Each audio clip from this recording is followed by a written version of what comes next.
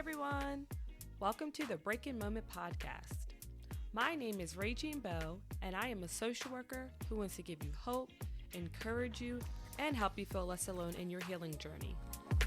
This podcast is dedicated to helping you heal, learn, and grow to become a better version of yourself.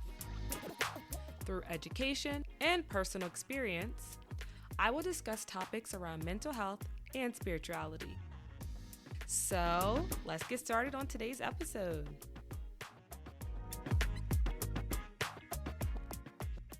Hey everyone, and welcome to another episode of the Breaking Moment podcast. I want to say I hope everyone had a great Thanksgiving. I hope it was filled with fun and laughter and of course good food. And for those that didn't have the best Thanksgiving, I hope next year is better for you. But we're going to get started on today's episode. We're going to talk about the steps to start enjoying the journey of life and why it's important to stop racing through life. We'll be going over I'll be happy when statements and why they don't work. We'll be going over the reasons why we rush through life. We'll be going over the negative effects that rushing through life has on us. We're going to end with steps on how you can start enjoying the journey of life and steps to slow down. So I chose this topic because I just think that we race through life and life is very precious, every day or second, I can't remember the exact numbers, but someone's being brought to life, someone's dying, someone's being brought to life, someone's dying. Life is just precious. So I just think it's important that we don't rush through it. It's important that we embrace it and enjoy the moments that we're in. I just feel like we put a timeline on everything. So we have to be married by 24. Or we have to get our degree by 23. We have to have kids by this certain amount of time. We got to get the new job by this time. So I just feel like life is always a timeline. And then when we don't reach the timeline, then we think we're behind. We think we get depressed from it. But it's I want you to ask yourself this question. And this is a question I had to ask myself many times. And I probably do a good amount of days during the week is, whose timeline am I comparing it to? Why in the world did I think that I had to have a kid by this time? Why did I think that I had to move out by this time? Just because it happened to one person, why do I feel like it has to be my timeline? I want you to ask yourself that. Whose timeline are you comparing it to? Because 9 times out of 10, the timeline you probably compare yourself to is probably someone else you saw maybe on social media or one of your friends or one of your family members that you're like, oh, they did it at this time, I gotta do it this time. They did this at this time, I gotta do this at this time. But it's why? Why do you have to have a timeline? And I think that's when we start to let depression and anxiety and all these things affect us, because it's we're rushing through life to get to a life. We're rushing through life to live a life that probably isn't even ours. I'm a firm believer that God has a plan for everyone. So just because you didn't move out or you didn't get married by 24, that doesn't mean God doesn't love you. It just wasn't your time yet. And I think this is a hard concept to grasp because I'm speaking from experience. I always thought I had to have a timeline, and it's just it isn't until I became aware of it and I'm wait, whose timeline am I comparing it to? Why do I have to do this because everyone else is doing it at that time? No, my life is my life. So because of that, things will happen when it's supposed to happen for me. But that does not mean I'm behind. That doesn't mean I have to get depressed about it. It's just not my time yet. And it's just, reframing how you say it. Doesn't mean you're not loved. Doesn't mean that it won't happen. It's just not your time. We are different. No human is the same. Yes, we might have similar characteristics, but we're all different. So why do we feel like we have to have the same journey? So I hope after listening to this podcast, you will become aware of if that is you. And there's a lot of people that I feel race through life and put a timeline on life. So if that is you, it's okay. But I hope that you're able to become aware of it and then start to maybe be in the present moment and enjoy your life now and not worry about what's next. I think, yes, we have to have goals, long-term goals, short-term goals. But if all our goals are so long-term and it's all about other people and what they're doing, then how are you going to enjoy your life? Because what if your life doesn't end up being how theirs is? What if you didn't get that job by 24, so now you're a failure? No, it's just maybe it wasn't time for you to get the job yet. Timing is everything, because sometimes we move too fast and we're not ready, or we move too slow and we are ready, but we're just scared to move forward. That's just a little introduction. So now we're going to get started here. According to, there was an article on www.oprahdaily.com. I'm sure you guys heard of this statement, or I'm sure you guys said these statements. And if you didn't, maybe me bringing it up will kind of help you realize. How many times have you guys said, I'll be happy when? I'm raising my hand. I'll be happy when I get a new car. I'll be happy when I fall in love. I'll be happy when I move out. I'll be happy when I get my degree. I'll be happy when I get married. I'll be happy when I have a kid. The list goes on and on and on. So pretty much in this article, they call it I'll be happy when syndrome. In the article, it says ABC News reported that happiness or unhappiness is broken down into following percentages. About 50% is based on genetic makeup. 40% is within your control, determined by your thoughts and actions. And the remaining 10% is related to other circumstances like your income, where you live, marital status, and your appearance. I actually found this interesting. I did not know that it was broken up like that. And obviously, every article could be different, but that's what I got out of this article. But just reading that is to me that yes, a good portion of it is your genetic makeup, which is something that you have no control over. But 40% is things within your control. So almost half of it is within your control, and the other 10 is your like income, where you live, and stuff like that. So it's almost kind of like I feel like you have more control than you don't, and your happiness and how you view your life. The thing about the I'll be happy when syndrome, I just kind of announced a couple of them. When you get a car, when you get your dream job, your dream car, fall in love, get married, have kids. But it's kind of like we live in a fantasy that when we get that thing, it's like a temporary high feeling. It teaches us not to be happy with the now, but only things in the future. Happiness is within you, not in others. It's not in achievements, it's not in work.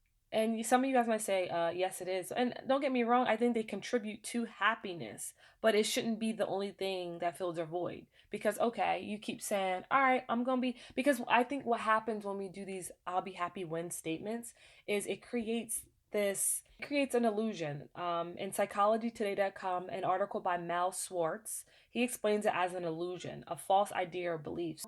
We are telling ourselves, and that's why talking to yourself and how you handle yourself is important, because you're teaching yourself that, okay, Regine, or okay, you can say your name, I will only be happy when I get this car. So that means I won't be happy now until I get the car. Then you get the car, and then it's like, wait, I'm not really happy. Maybe I'll be happy when I get that job. Then you get the job.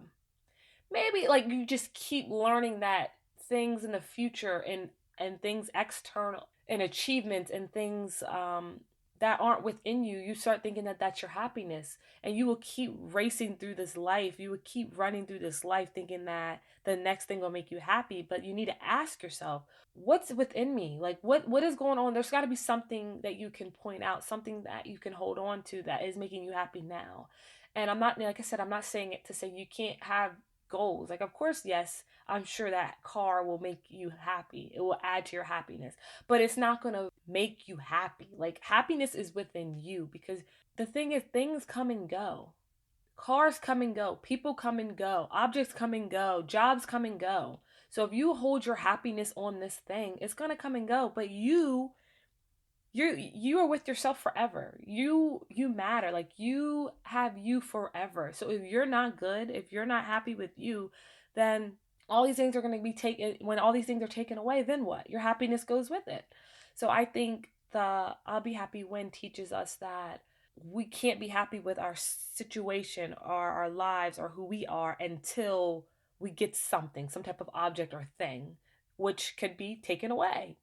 Also, it teaches us that we have to look to the future. Why can't we be presently happy? So I just think it's important. And I just want you to think about that. Like, I think everyone has said, I'll be happy when statements. I really think it's a thing that we all do. And I think we think it's normal because it's like, like, why wouldn't you want to look forward to things and think that I'll be happy? But then it's like, once you get it, are you really happy?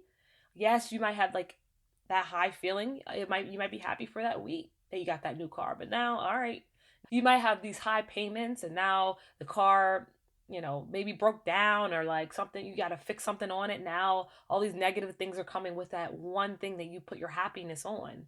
Or you're in that relationship that you wanted for forever and you're happy, but then what about when you guys start having arguments and then you're like, oh, like you just, it's just important not to put happiness, all your happiness, on a thing or something that's in the future.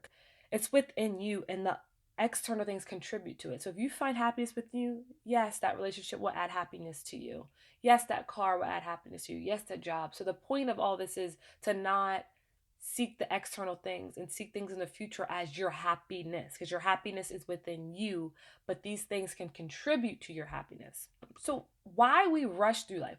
I think we rush through life when we are unhappy and we think that getting the next thing will make us happy. So we are currently unhappy and we're saying to ourselves, I'm not happy. But when I achieve this next thing in the next 4 months, 5 months, year, whatever, I will be happy.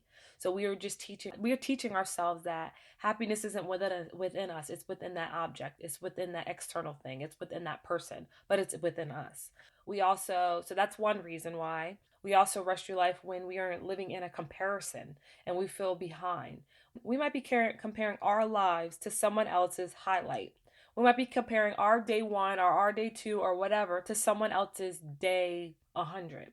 So I think this is a big reason why we rush through life. I mean, I think all the things I'm going to list is important, but I really think social comparison, because think about it. How do we just come up with, it just we come up with a timeline because we probably saw someone else with that timeline. We saw that they did this, they got married at this time and did this at this time and then started traveling at this time, and then we're like, oh, that's going to be me. But like, that's not your life. Like, straight up, it's not your life. So why do you feel that you have to compare your life to them? So I think we rush through like, oh, I gotta get this done by this. But why, who said that? Like, why do you believe that having that person's life is going to make you happy? That's their life. That's not even your life. And I think it's a learning experience, because that's something I tried to do, is like rush through life. I graduated with my 2 degrees by 24, which is amazing. But before that, I was just like, I got to move out by this time. I got to get the car by this time. I got to have my job by this time. I think the moment I realized it was when I was playing softball, and a big goal of mine since I was little was making All American, which is like when you're in college, you have first team all conference, you have conference, you have region, and then the All American is like the highest pretty much you can get. So I made second team All American in softball. Like, probably one of the biggest achievements softball wise that I've ever made. And I also got it was called a Golden Shoe Spike Award, which means I had the most stolen bases for all of D2 softball. Very big accomplishment. Said I won it since a little girl, and it was amazing. That year was just a highlight for me. I got those two accomplishments. I made the dean's list.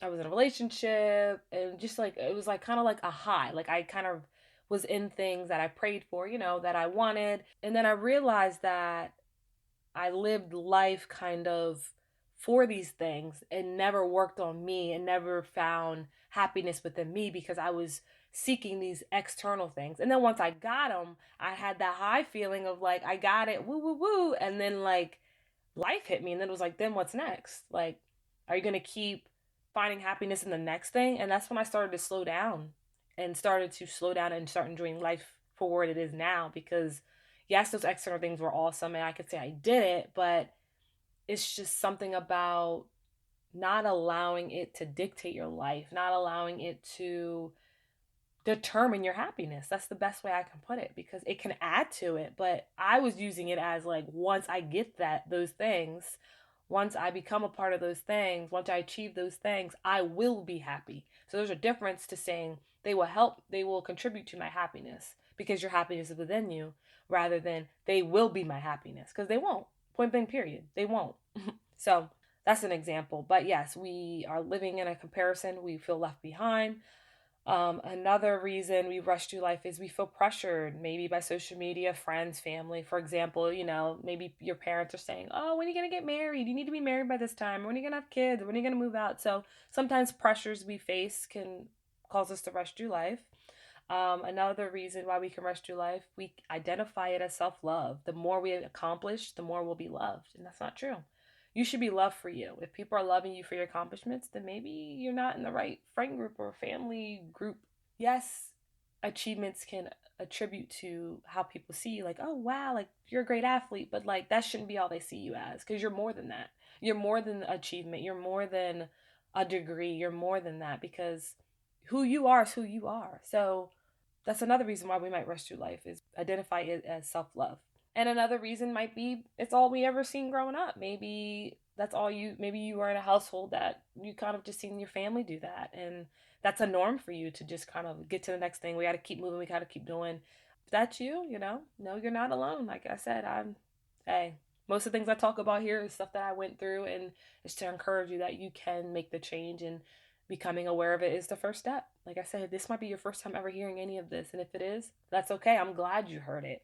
This might not be your first time. Maybe this is also a sign. If this isn't your first time, this might be a sign for you to start making those steps to changing, and stop rushing through life, and stop saying the, and stop believing the I'll be happy when statements. So some of the negative effects, according to www.healthline.com, it can affect your physical health, it can cause you to feel unfulfilled, and it can cause you to be unavailable to devote time to people and things you care about.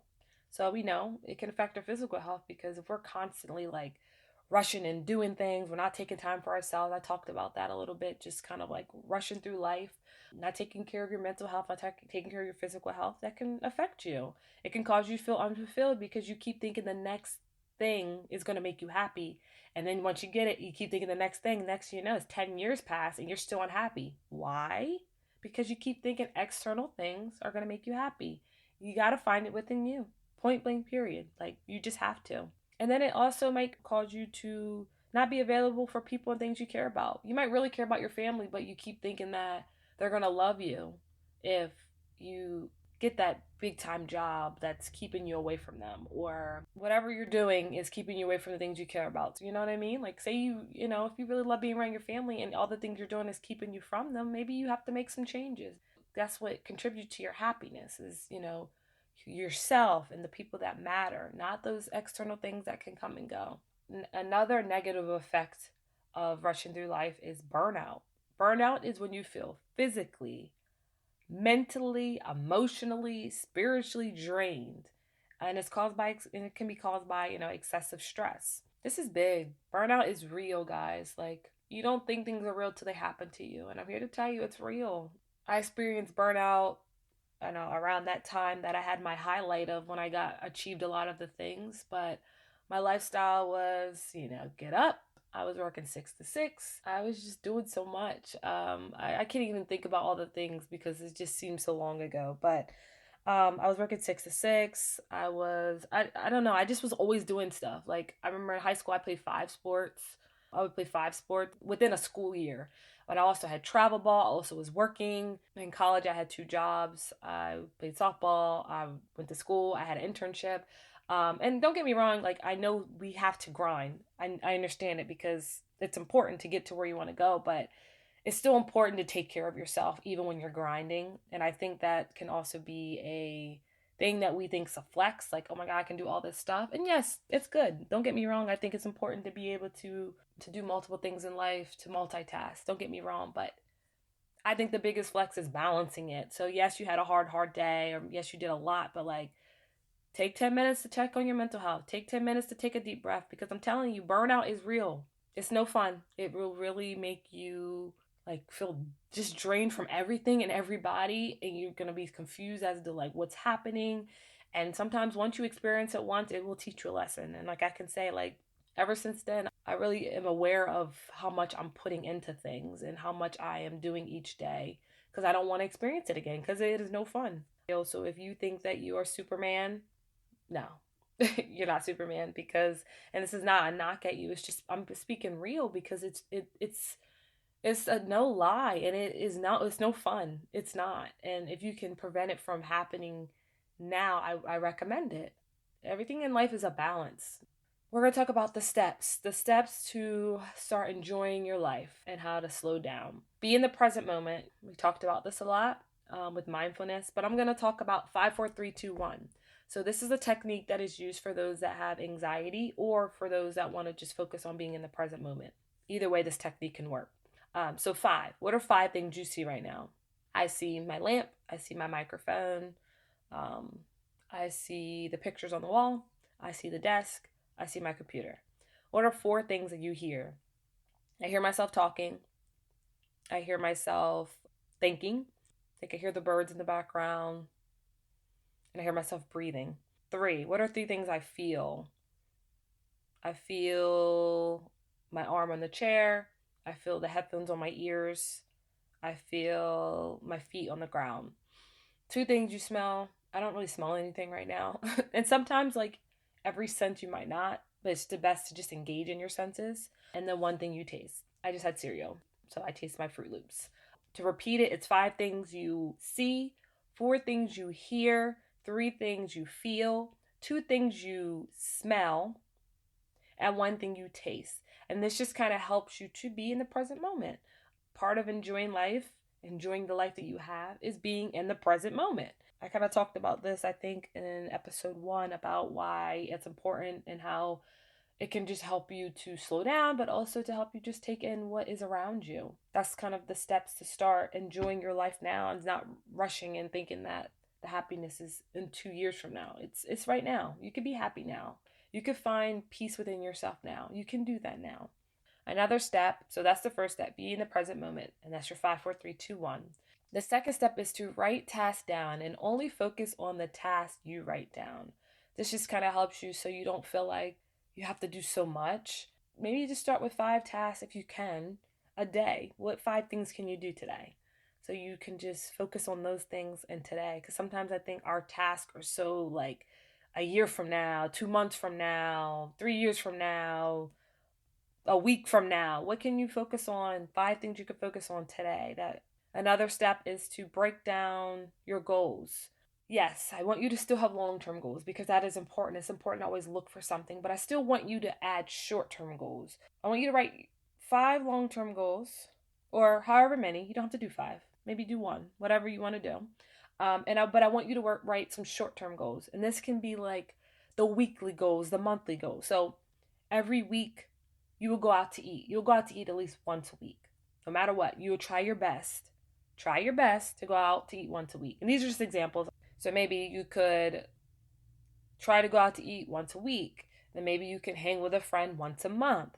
And then maybe you can go for walks once a week. So this just kind of helps you to, yes, you have your long-term goals, but maybe your short-term goals is to maybe focus on your physical health or your mental health. So what can you implement weekly? What can you implement monthly? What can you try to implement daily? So I think in order to start being in the present moment and also to start focusing on your now, you have to have some goals for now. All your goals can't be years from now, because then what are you going to have to look forward to now, you know? Another step is journaling. I always talk about journaling because it's just helps you have awareness to things. It helps you organize your thoughts. It helps you find out why you're thinking what you're thinking, help you to navigate through your thoughts and what can you do better. So journaling. Step 5, limit time away from people and things that make you feel rushed. Maybe certain family members put so much pressure on you to have this done. Maybe you have to limit. I'm not saying you have to take them out your life. That's your choice. But maybe you limit. Maybe you limit how much time you have with them because you always feel like they're telling you you need to do this or you should have this done. You know, you don't want that in your life all the time. Like, how are you supposed to figure out what your next step is if someone's always just there telling you what you need to do and how you, if you are behind and da da da. So limit those people that make you feel rushed, whether it's family or friends. Also, limit how much time away you are from things that make you feel rushed. So for example, for me, social media was something that caused me to feel rushed because, you know, we talk about Instagram highlights. Everyone highlights the good things on Instagram for the most part. Some people might be completely honest. So say you're laying in bed, you're depressed or you're anxious, and you're looking on Instagram and your one friend just got married or your one friend just got a house and you're like, oh my God, like I'm behind. Like, no, you're not behind. It's not time for you to get a house yet. That's all you have to say. Yes, it'll be a time for you to get a house. Yes, it'll be time for you to get married. It's just not your time yet. Social media was big for me. So I limit how much social media I have. I think I kind of talked about this before too, is like when I get up, like the first thing I do, you know, make my bed and all that, but I journal, I spend time with myself, I pray, I spend time with God, and then I start my day. But even then, I don't just jump on social media because like, it's just something that, it just helps me because I remember like So I was just always on social media, and it's just, social media can be positive and negative. It can affect people positively. It has good stuff on there, don't get me wrong. But it can also affect people negatively, limiting it. So I limit how much time. I try not to be on it as soon as I get up in the morning, and I try not to be on it before I go to bed. In the middle, I'll go on it like in the middle of my day, but I still try not to be on it for hours and hours and hours and hours. But that's just me. So yes, limit time away from people and things that make you feel rushed or pressured or any of that. Actually, I have 7 steps. I'm not sure if I said 6 or 7, but I have 7. Boundaries. I talked about boundaries. Boundaries are a good thing, guys. I know hearing it might be like, oh my gosh, because I always thought they were bad. Boundaries, there's something that protect your well-being. You allow others in, they protect how others come into your life. They're just important. They protect you. They're there to help you. They're there to help your mental health and your physical health and your emotional health, or, whatever you have boundaries for. It's there to protect you. And if someone really cares and loves you, they will respect your boundaries.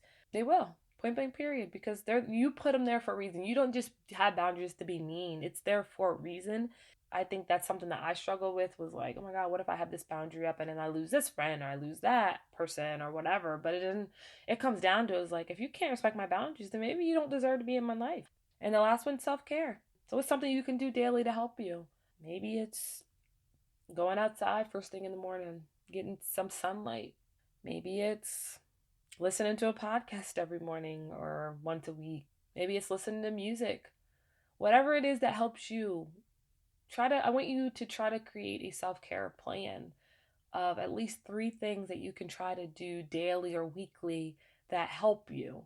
Remember, it's your self-care plan, so it doesn't have to be like someone else's. It's for you and what helps you. I think this will help you. I would think it will help you be in the present moment, help you start enjoying life, help you start to stop rushing, because you start doing the little things for yourself, or the little things that you love to do, and it'll help you be in the now. It'll help you not feel like, all right, I gotta go for this goal in 2 years, and that's when I'll be happy. You can be happy now. It is a choice.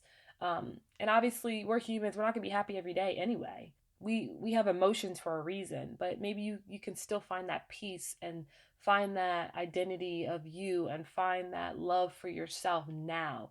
It ain't gonna be in 2-3 years when you get that car. It's now. It starts now, guys. So I want you to try your best to implement some of these steps so that you can stop racing through life. Don't rush through life. Don't live someone else's life, because you're supposed to live your life. I want you to start enjoying your life now. It starts today. Today. Not tomorrow, not in 5 years. It starts today. And with that being said, I'm going to close. I just want you to remember, cars have to stop, right? We drive a car. A car doesn't run for hours and hours and hours and hours. You're going to have to stop and get a gas. So cars have to stop to get gas, or they have to stop at a light, or they have to stop at a stop sign. I want you to think of a marathon runner. They might have to run for miles and miles and miles, but they have to stop and take a break. They have to stop and get water. So what makes your journey any different? Why do you feel like you have to keep running this race without stopping, without taking a break, without taking time for yourself, without enjoying your life now? I want you to learn from your mistakes. I want you to stay in the present moment and enjoy the life that God gave you, because you only have one life. So I want you to live it to your fullest potential. It doesn't matter what everyone else is doing. It's their life, not yours. In life, there is no first place. There is no last place. There is no third place. It's just a journey. That's it. It's just a journey. There's no place. You don't get to be better than anyone else. Their life is their life. Yours is yours. So, I just want you guys to cruise through life. I want you to put the windows down, turn your music up, enjoy the ride of your life. I want you to know that it's not too late. It's not too late to start this process. It's not too late to start being present and enjoying your life. It's not too late to stop rushing through life. I believe in you, and I want you to know you have a choice in how you live your life. All right, guys, I'll talk to you again next week. Thank you for listening to the Breaking Moment podcast. If this information was helpful, please share it with others. And if you enjoy listening, subscribe to the podcast so you can get the latest episodes. You can listen to the Breaking Moment podcast on Apple Podcasts, Spotify, or wherever you get your podcast. Until then, I will see y'all next week.